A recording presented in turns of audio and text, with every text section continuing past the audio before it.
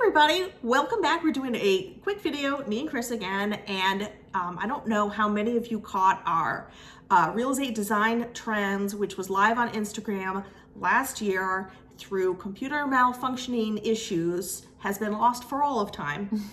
But we are back to do one for 2021, and so this is going to be what real estate design trends are according to various experts all over the internet and what they're seeing, and then Kris and I are going to give you our thoughts on if they are good or terrible. So let's start. We're going to be looking down at a computer, but we're going to stick them up on the screen for you guys.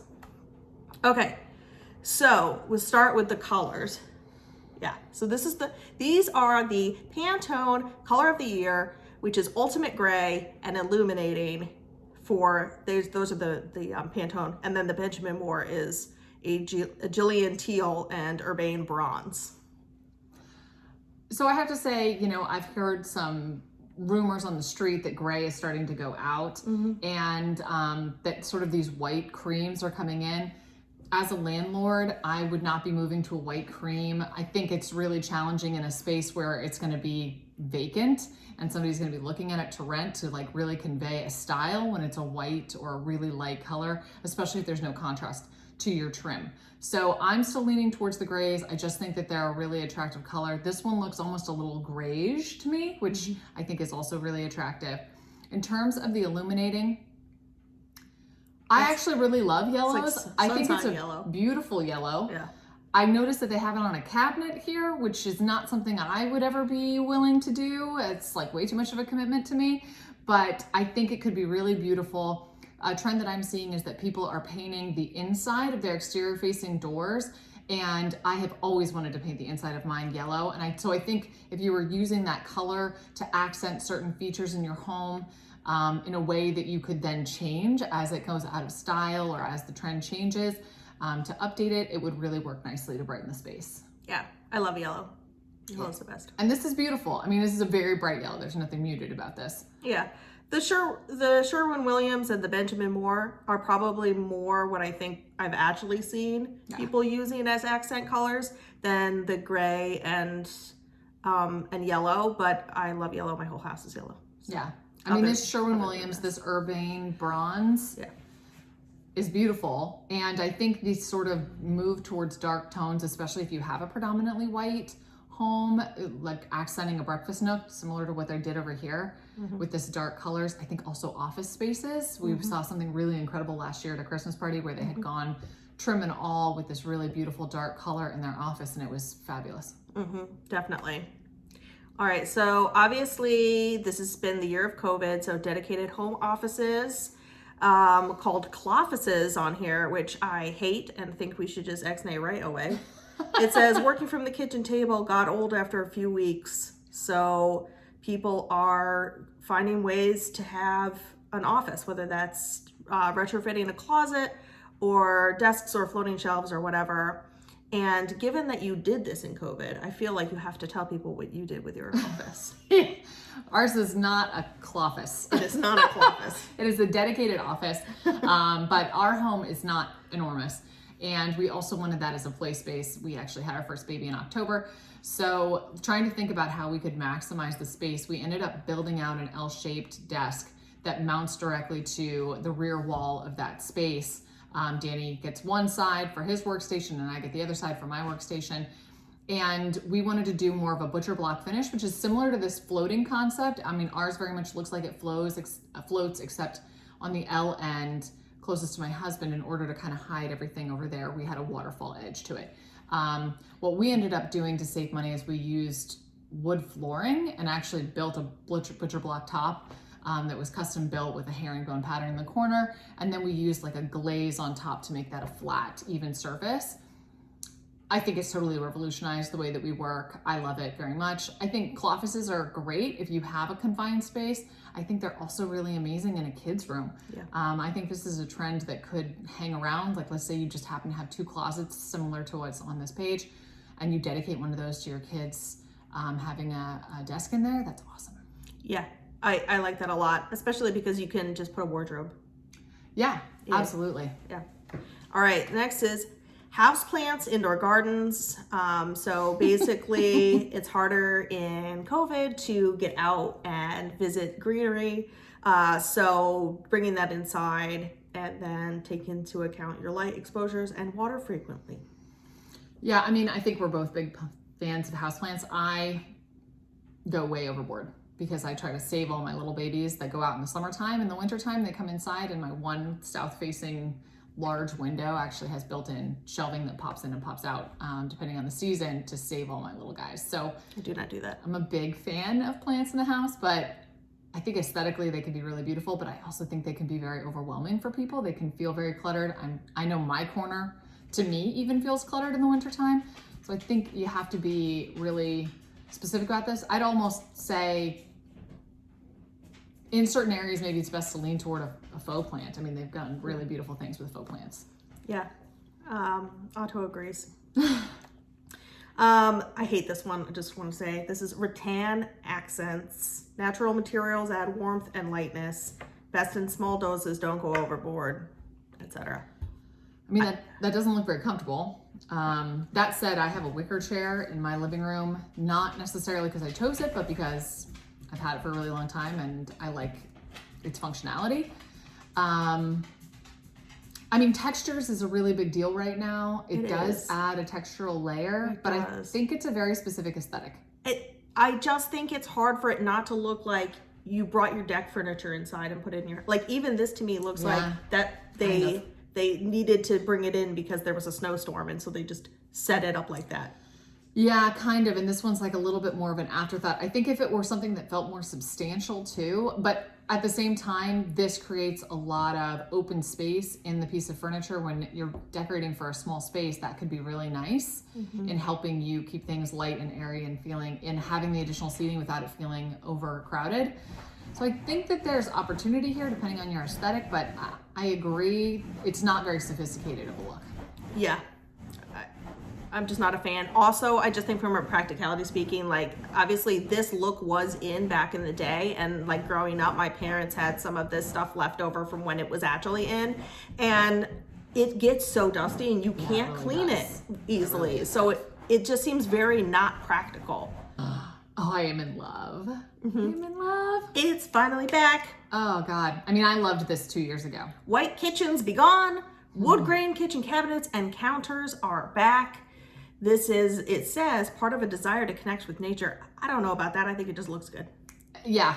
I mean, the other interesting thing is these really light wood grains tie really nicely to white. So you can easily, like what I'm seeing is predominantly this wood grain as a bottom cabinet, and then your uppers would be like a white finish, which is spectacular. But also doing your whole kitchen in this is just, love it. I will also say, speaking to painted cabinets, as I have learned now since I have a white kitchen with a beautiful navy blue island, paint chips and touching like that custom finish that comes on painted cabinets is not really replicatable. So you can touch it up with paint, even the paint that they send you if they were kind enough to do so, or whatever paint you can actually get, but replicating that finish is impossible. So eventually it's gonna just look like it got nicked all over the place and then you touched it up. And this sort of solves that problem. If this gets nicked, you can actually do a little bit of work to it to fix the underlayer and have it look nice again. I mean, this, if I were to redo my kitchen, this is 100% what I would do. Yeah, and I think also, like, just as someone who's a lover of wood and having it not be painted and of like that sort of old style of just appreciating wood is that you see the grain, and the grain is the beauty and the interest. And so you can, even with these light natural wood finishes, you can do less grain or more grain depending on how much drama you want there. And I mean, this is definitely what I'm going to be doing. I'm doing my kitchen soon, and this is definitely the way I'm going in my kitchen. I think the other important thing to think about is long-term, if you're paying for a high quality cabinet, if you start with a wood grain finish and let's say the style changes, the color changes, whatever, 10 years down the line, the cabinets may be in good condition. You can pull those doors off and sand them down and either paint them or refinish them with a different finish. and just like have a whole new kitchen. So you can't really do that with a painted cabinet. I mean, you can repaint it, but again, it's just not going to be the same. So I think that there's more longevity in this. So you can maybe even go with a higher quality cabinet. I have to say, I know cabinet makers are picking this up, but I think that it's an expensive finish. So it's something to keep in mind. Yeah, and the other thing it's not really showing in this photo is counters. So I'm really interested to see concrete and butcher block coming back. Personally, I just really like them. I think they're beautiful. I wouldn't do them necessarily as like the whole kitchen, but to do like a prep space as a butcher block or something like that. Yeah. Cool. All right, next one, outdoor kitchens. So this basically says a multi-season outdoor space that features a fireplace or fire pit, can be as little as an outdoor refrigerator and a dining area, but people want to do more than just a rolling barbecue cart outside. I mean, this is COVID all the way. And you know, I'm a huge outdoor space person, so this is an amazing trend. I'm really excited just from a cultural perspective that we're all getting back outside and experiencing nature. I mean, this is a little more restrictive in my mind. This is more of a 3-season room to me that they're trying to create. I would lean a little bit more to, you know, an outdoor grill, and that's really beautiful and maybe built in, and then sort of a fire pit look. But there's there's two ends of the spectrum, and you can really just be anywhere you want to be on it. So it's really cool new trend. Yeah, and I think how you would design it would be very climate based. Like this is great in like Florida where you're outside a lot, but in our area, I don't know that you'd want this much covered space that was just open like this. Yeah, I agree. It's too cold. I also think that fireplace might not kick off. Like, you know, I saw all that wood stacked and it made me think of like a New England look.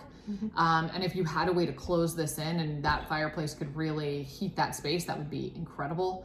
But otherwise I'd want it to be real wood outside. Yeah, traditionally fireplaces are really not that efficient.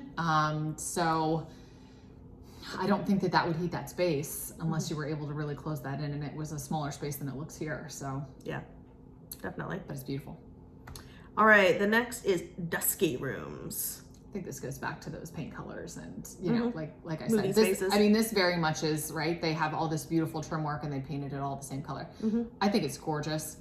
I think you have to be a little bit careful though how you blend this with the rest of your home. Yes. Right? Like you can't have a white house and then walk into a room like this that just, there's no tie into the rest of the house. It'll feel very strange.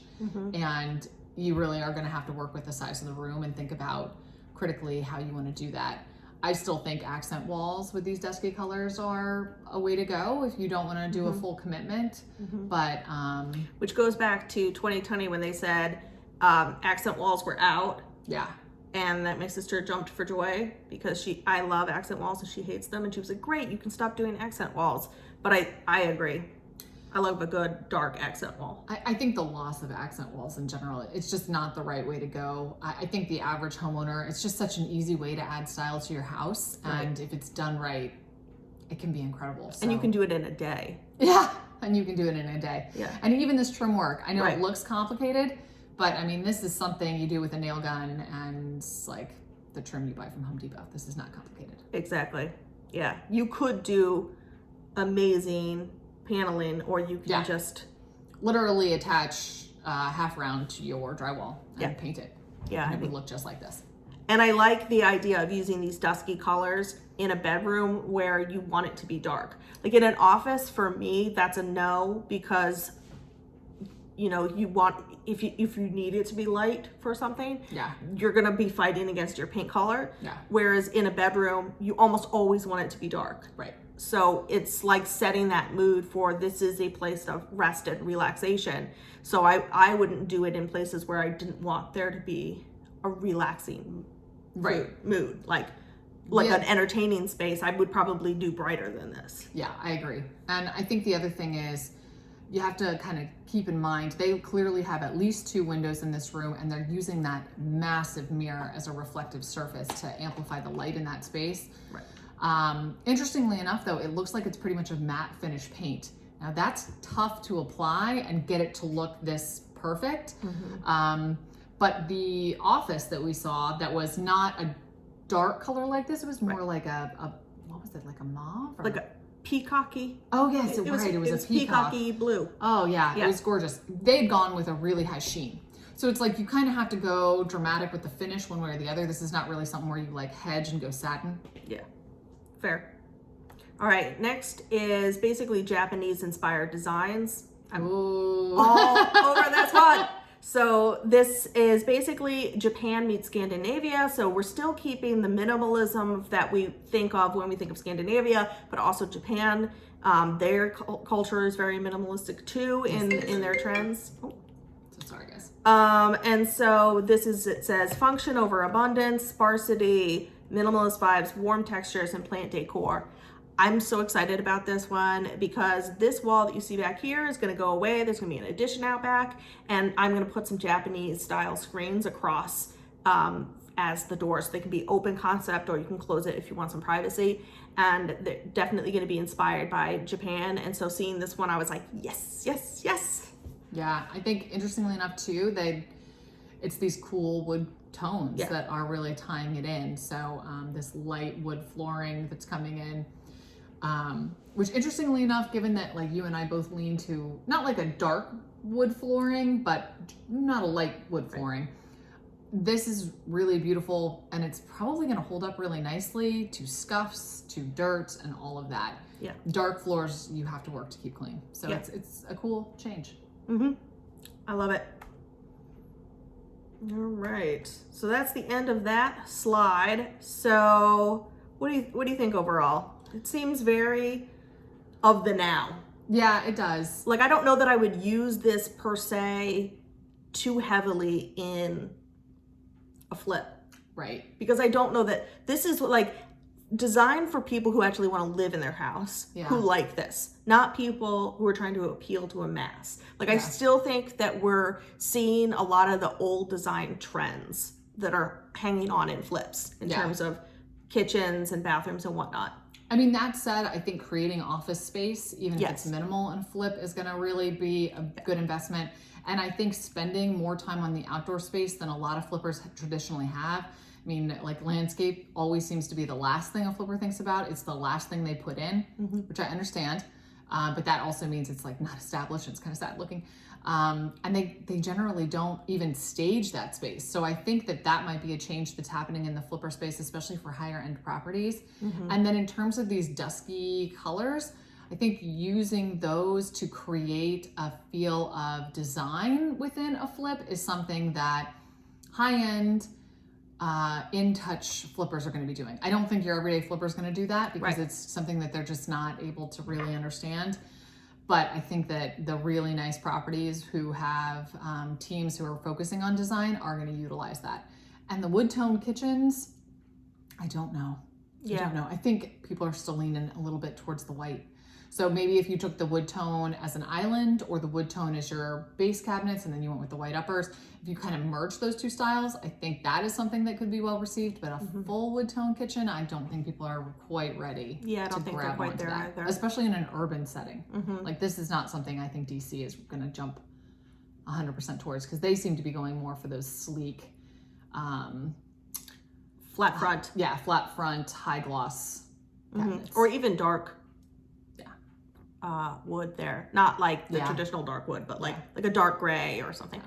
I talked to a higher end design build company just a few days ago, and they said that everybody's doing completely like custom, interesting, unique things in their homes now.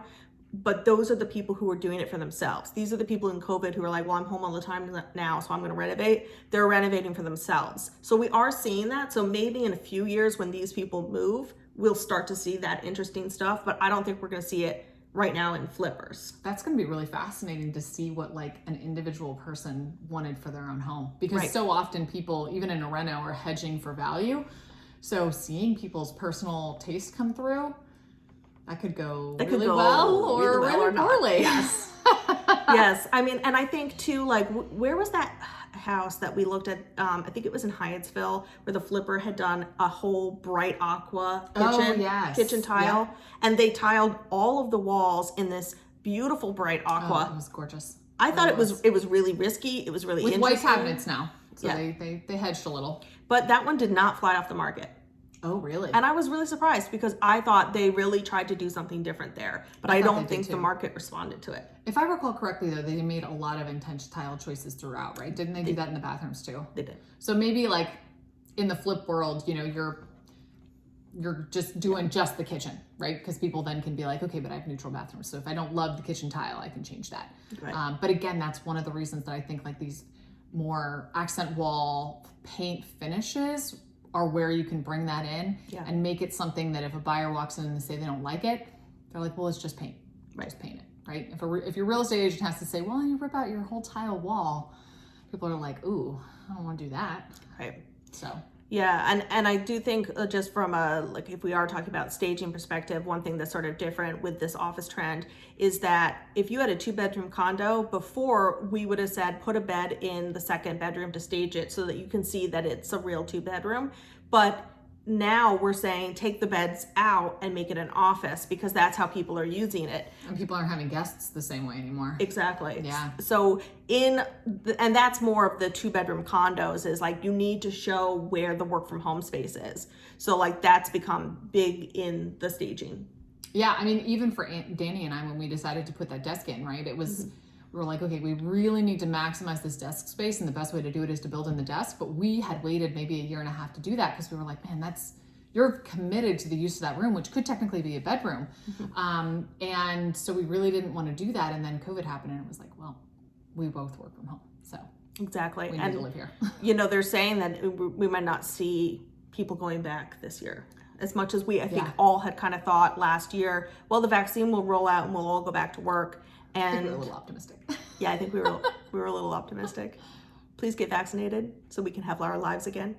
Yep, totally. This is where to say like the more you know comes across. So anyway, that's that. We're gonna wrap this up, and then we are going to be continuing our investment series. We're actually filming today, and we have a little bit of a hiatus that we've taken, but we're back. So Kris, you want to tell them what we're doing this year with our lives? Yeah, I mean, we're going to be doing some really cool things this year. So like Hannah mentioned, she's going to be doing a full renovation. I mean, it's a substantial renovation, making some real changes stylistically to this house, which I think are going to be incredible. And she's trying to set a new comp in the market. So this is really exciting stuff. So we'll definitely be doing like blow by blow, real time videos on that. And then I'm also looking at a potential home renovation right now. I'm looking at financing to see if Danny and I could do sort of a full addition to our house. And then we both committed that this year we're going to do one of our own flips. So we're just trying to figure out what we want to do. We actually just started talking about land development because, why flip a house when you could just build one? Exactly. So there's a lot of really cool things happening this year and we're excited to share it with you guys. All right, stay tuned for all of those. Thanks.